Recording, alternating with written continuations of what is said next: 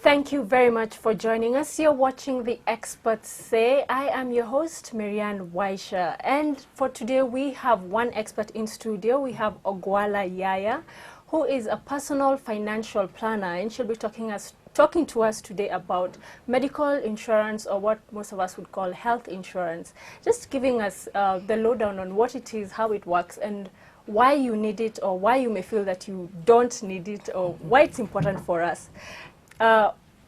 Sheila or Ogwala Yaya. Karibu sana to our studio. Asante. I think today we just want to pick your mind, pick on your wisdom on financial planning, and especially when it comes to putting together or trying to balance one's personal financial planning or personal finances and medical insurance. Okay. Because as anyone will tell you, in any part of the world, including Kenya, medical services and quality medical services have become extremely expensive. So that is why I think health insurance has appeared attractive for many. Yes. But there's a lot to understand when it comes to health insurance. So I think the best thing would be first to draw a very basic line or baseline on what health insurance is and how it works before we go into the nitty-gritties and the debates that arise over medical insurance. Okay. I think the first thing you need to know is, what is insurance? Insurance is basically having somebody else take care of you in case something happens. That is why we have car insurance, we have medical insurance, we have life insurance, we have property insurance. It's to take care in case something happens. So medical insurance was put there in case you fall sick or if you have an accident. The insurance companies, and I'm glad we have several to choose from in Kenya, will take care of the medical bill for you. So basically that's what medical insurance does. It takes the load off you, so you don't have to remove the money from your pocket. Yes. So that's what medical insurance is. So what you do, you pay a premium to a particular service provider. When you fall ill or you have an accident, they take care of you outpatient, where that is where you go and visit the doctor, or inpatient when you're admitted in hospital. Okay, so without mentioning the different insurance companies that we have, how does this payment then work? I mean, from what I know is that you pay like an annual lump sum. Then how do they work around it? I mean, I could pay an annual lump sum of 20,000 shillings, and then 6 months down the line, I have a bill that is like $1 million shillings. How does that work for the company? How do they then make their money? Okay, this is what happens. Is insurance is based on numbers and on the assumption that so many people will pay, but very few will actually use it. So that's how they make their money. But I think I don't think they're very keen on making money. They're more interested in providing the service. So you will pay a premium, let's say for argument's sake, 20,000 shillings every year.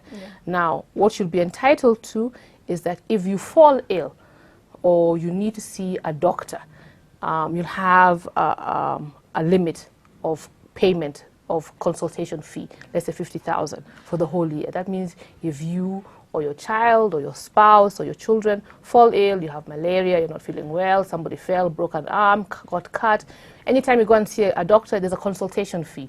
So it takes care of that, but there's a limit. So let's say it's 50,000. If you are seriously ill and need to be admitted, then there's an inpatient where it can, let's say, be 2 million. So your bill up to 2 million is taken care of by the insurance company. So they pay that for you. If you have to be operated on and after surgery visits, that is taken care for you. Yes, so that is what insurance, that's what the medical insurance is supposed to do for you. It cuts off the load of you every time you're sick, withdrawing money into your pockets. Exactly. To pay for it. Yes. So for me as a client, what is the one main advantage that I have is that I have the peace of mind that were anything to go wrong, or if I'm in a situation where I require that money, then somebody will take care of it. Exactly.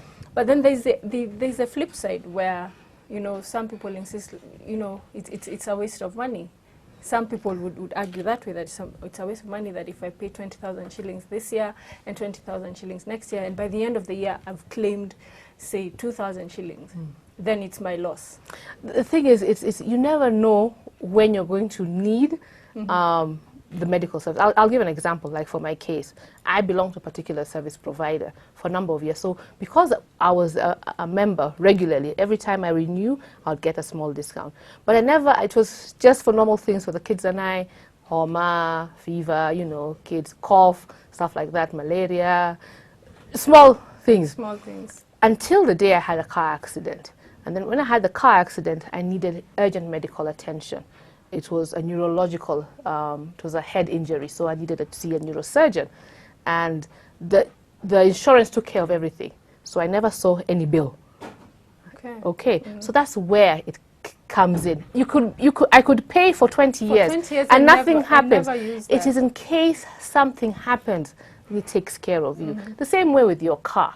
You pay insurance, but nobody knocks you, and you don't knock anybody. You don't go around looking for someone to knock you. Because you paid insurance. Exactly. Yeah. So it's in case something happens. It's not a waste of time. It's a small premium you pay in case something happens. The medical bill for a head surgery, I'm sure, must have been at least 1 million, which is a lot of money. But compared to the premium I was paying, it gave me peace of mind. Yes. So in essence, you could say insurance is you're paying for the comfort and the peace of mind. Exactly. And you see a lot of times when people are ill or somebody's ill in a family, you have to raise funds, and if somebody passes on, there's always a bill that has to be paid. Sometimes somebody will exceed the medical insurance that they have, or they do not have insurance, so you have to pay, because if you see a doctor, you need to pay for those services. Nothing is for free. Yes. I'm hoping that will change if the government and the insurance commissioner can sit down with the stakeholders and see how they can reduce the cost without making the doctor's work feel not be important. Yes. Then it will be service for everybody. Or if we can have properly equipped district hospitals, then medical insurance the price would probably go down. It is expensive because we're few. Yeah.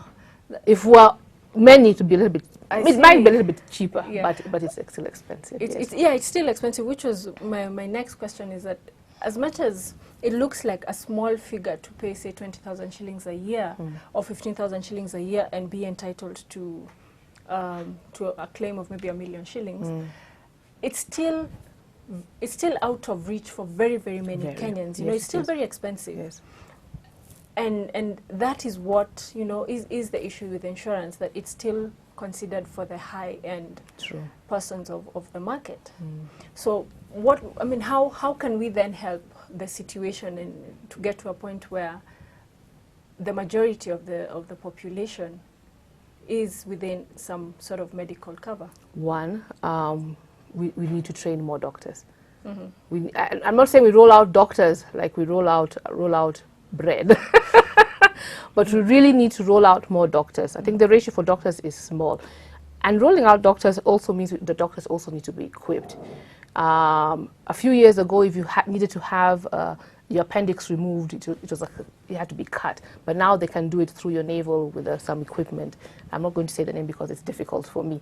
Where you don't need to be cut. If you have something in your brain now, it needs to be bad, you don't need to be cut. You can just put something through your nose and the laser will go. So we also need, as much as we need doctors, we also need equipment for all the district hospitals. I would hope that now that we have counties, each county would have a good hospital with doctors and nurses and equipment. That will cut out the need for insurance. I'm sure the insurance company is not happy with me, but it will cut out the insurance need for health insurance. But also, I think also our lifestyle will probably need to look more of preventing as to curing. Yes. And that goes with lifestyle, what we eat, are we sleeping enough, how many hours are we working, are we exercising? Because if we're going to grow this country, we have to be healthy, and to be healthy, to be wealthy, we must be healthy. Yes. Yes. So we don't get our wealth to And take throw care it of our all- health. Yes, and spend it all in Yes. hospitals. Yes. So with that angle, there's the argument that, like I'm saying, that at the end of the day, if one sits down and does the calculations, that you end up spending more. So I've had arguments also that, that would say, hey, if I'm going to put aside 20,000 shillings every year and only spend 5 or less, why don't I then take it upon myself to put aside that, 2,000 shillings every month, so that by the end of the year I have at least 20,000, and basically create a pool where if anything were to happen, then I would draw from that. And then so I end up saving, because if I don't use the money that's in that pool, then, I don't lose it. It's very tricky. I would not encourage it, because you never know when something would happen. You see, when you have an illness, you see, what you see in your body is your eyes, your face, everything. You can see everything. I can't see how my stomach is operating. I don't know how my spleen is doing. The only time I'll know there's something wrong with my spleen or my pancreas or my liver is when my eyes go yellow or I feel pain. So I don't know. I don't know what I could be carrying here or here or here. I don't know. So saying that because you saved 20, you've paid 20 and you only spent 2, just continue paying. Because I'll tell you, like radiation, if God forbid you found out that you have cancer, and the doctor says, okay, fine, it's localized, we want to do for you, instead of doing for you chemotherapy, we'll do for you radiation.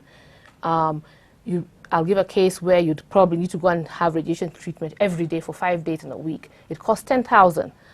Yeah, so it's 50,000 every week, and it's a 7-week program. So that's 50,000 times 7. That's 350,000. 50,000. Yeah. Now you see, if you had medical cover and you've been paying regularly, your medical cover will take care of that 350,000. You don't need to start having a Harambee or selling assets to take care of that. And that's only a good side. I mean, for others it could be more. For others it could be less. I'd say just have the medical insurance. I know the different products where you can say, as a family, our pool will be 2 million. Yeah. So anyone. Okay. So if anybody falls ill, we have 2 million. But then, when it comes to personal financial planning, the first thing you need to look at is, of course, your cash flow and your budget. Then you go into risk management.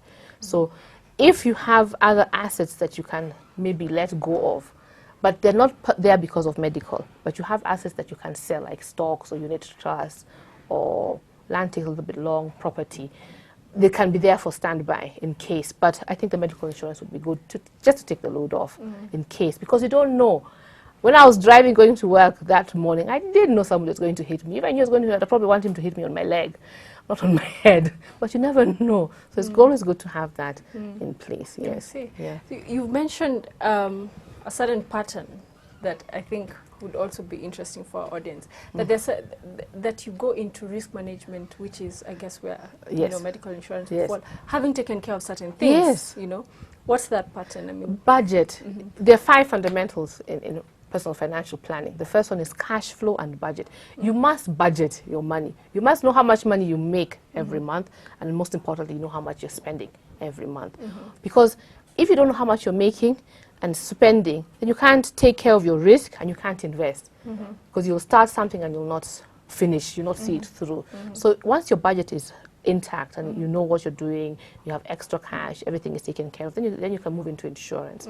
Which is risk management. Risk management. Once your risk is taken care of, then you can now start to invest. Because if you don't take care of your risk and your cash flow, it will eat into your investment. If anything happens, you fall ill, the doctor says, fine, we thought this was a small thing, but it looks like we're going to have to operate, it's 500,000. If you don't know how much you're making, you have not invested, then it will eat into your money.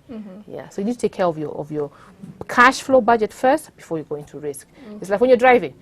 I know most of the cars now are automatic, but you start with first, then you go to second, and third, and fourth. Yes. Then you go. Yeah. All right. I think there's still a lot more we can discuss, but Yes. let's take a short break. Yes. Yeah.